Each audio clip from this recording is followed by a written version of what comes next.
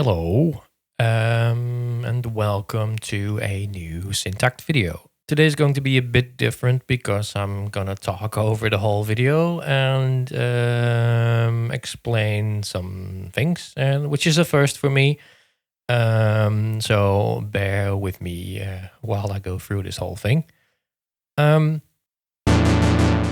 Today's video is a bit of a sequel to an older video. As you might remember, I did this how to Stefan Bodzin video before, where I layered two raw instances and made this sort of big 3 oscillator monosynth. The reason why I want to revisit this is because of the recent update the Syntakt got, and which made this actually a lot easier. The recent 1.40 update got two things, one of them being track layering and the other one being key tracking. And both these things are made stacking chords and intervals a lot more interesting. Let me show you what I mean, and let's hear a little thing first that I made.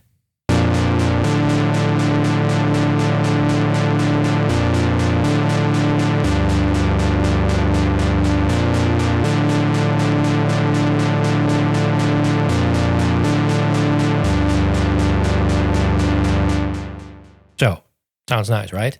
So what's happening here? I have two raw sounds. And they both trig each other, which is easy with editing. I can show you if I go to pattern, track relations, then you can see that track 10 trigs track 11, and track 11 also trigs track 10. So it doesn't matter which one I play, they always trig the other one.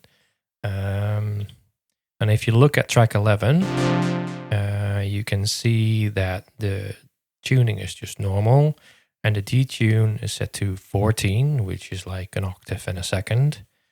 And then track 10 is actually, the root note is set to 5 semitones up, or almost 5, with a bit of detune.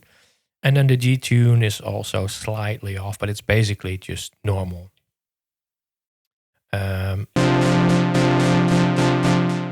But what I've done,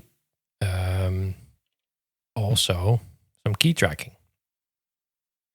And if you go to setup and then to key tracking, and then you can see this is actually the same for both instances.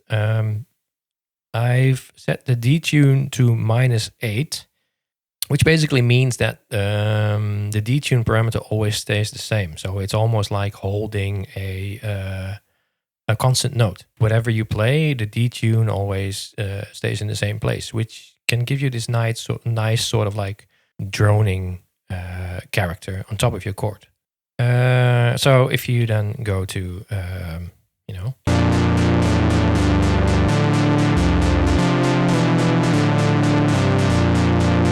play some notes, you can hear what's happening. It doesn't sound that great everywhere. And also when you go an octave up, you eventually end up in sort of like the where the root note is actually higher than the detune, because the detune always stays in the same spot. Which can be very interesting.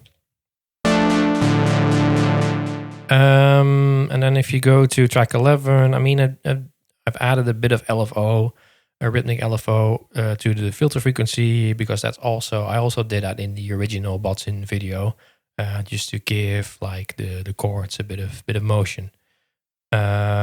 So let's listen to that again.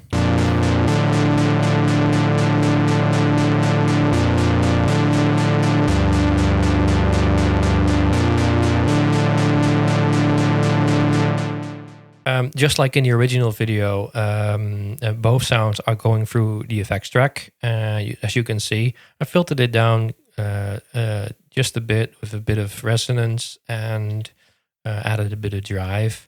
So it glues it together nicely, just like in the original. And that's about it, really. But, you know,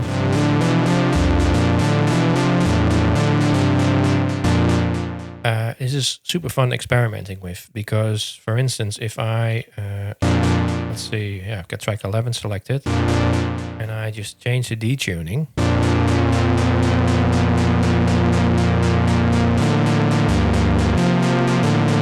You can hear the detuned note stays the same.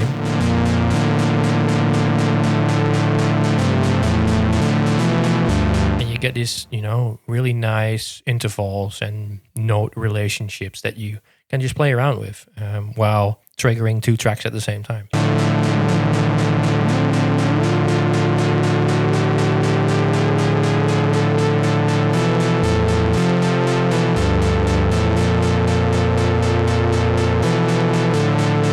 Pretty cool, right? You get some pretty interesting things, so it's really nice to play around with. But let's go back to our 14.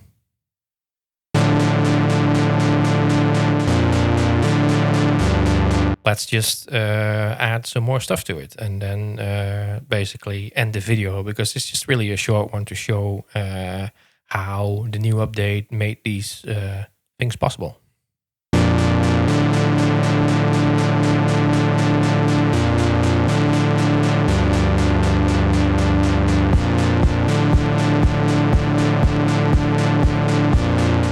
By the way, the kick track is also triggering the effects track,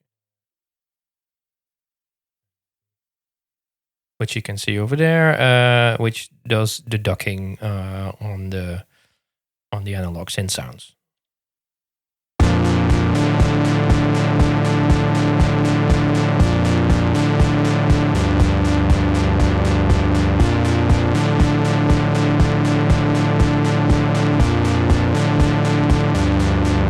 Add some hi-hats.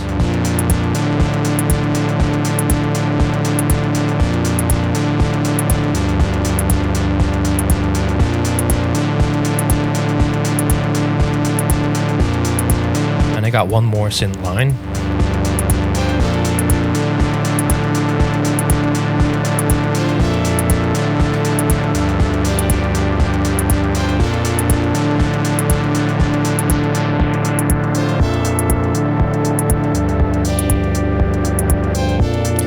Which is basically just a Cybits preset that I made, and I think is part of my 128-bit sound pack. So if you're interested in that, go check it out.